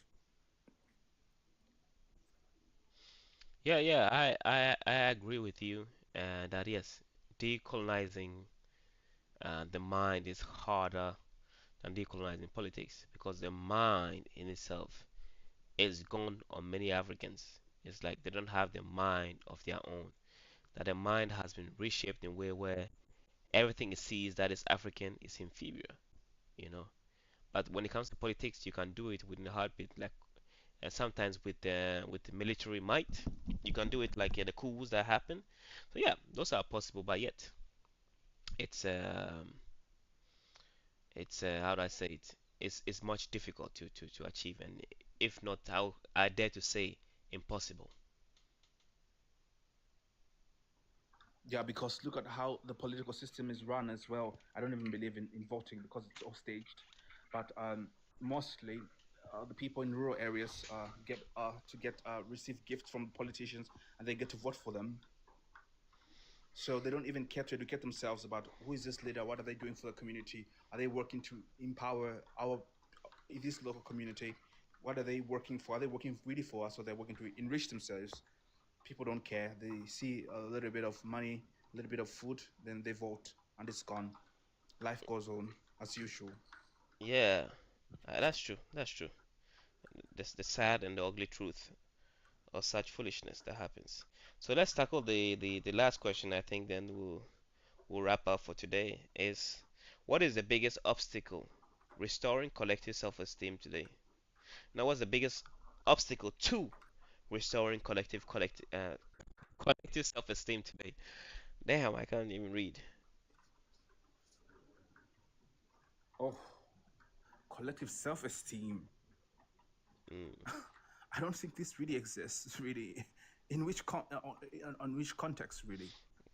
Well, self-esteem is like, let's say, a collective self-esteem is like within us having a good self-esteem of our country, of our tribe, and so on. That we like the way that we are. You know. You know, what is the biggest obstacle is what is the lack of Africa is not free indeed, or traveling in Africa is a nightmare. If you don't have a European passport, you're having a hard time jumping through borders in Africa. They will Mhm. ask you so many stupid questions and they will treat you really funny. So I think we don't travel enough in Africa to visit one another to know exactly about each other. Hence, this is the biggest obstacle because we have a skewed view like, oh, Nigerians are like this. Not all Nigerians are bad people, even if we've heard bad stories, you know. Mm. So this is the biggest problem. We don't visit each other so many to get to know about the others really well way of living. Mm. Mm-hmm. For me, I would say the state of mind that we are in is a reason to why things are the way they are. Because the state of mind always, how will I say, have a reserved mentality. It's not always pushing and innovating and reaching new grounds. It's there and like, yeah, I hope something happens today or tomorrow.